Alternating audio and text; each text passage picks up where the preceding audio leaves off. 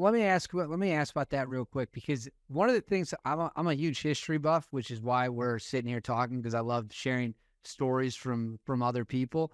In World War II, for example, you could look across the field and say, okay, those guys are wearing German uniforms, they're Germans. They were in Japanese uniforms, they're Japanese. We're wearing American. Everyone, we can identify who's who here.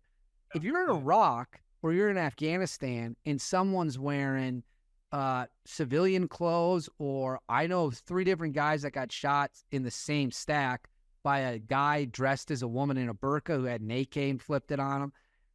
How hard is it to identify that's just an innocent person going about their day, or that could be a suicide bomber? They could have a gun under their clothes. Well, I mean, that's why you come back kind of all fucked up, right? Because you're when it gets to that point, you can never turn yourself off, David. So you can never switch your senses.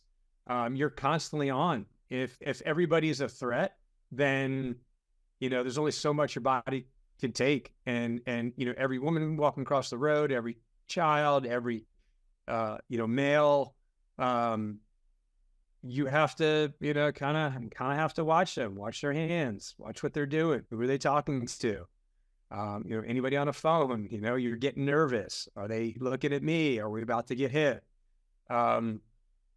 So yeah, it's that's definitely a different mindset in terms of just you're constantly on guard. You're constantly on guard when you're working in unconventional environments like that, where you really don't know who's good, who's bad.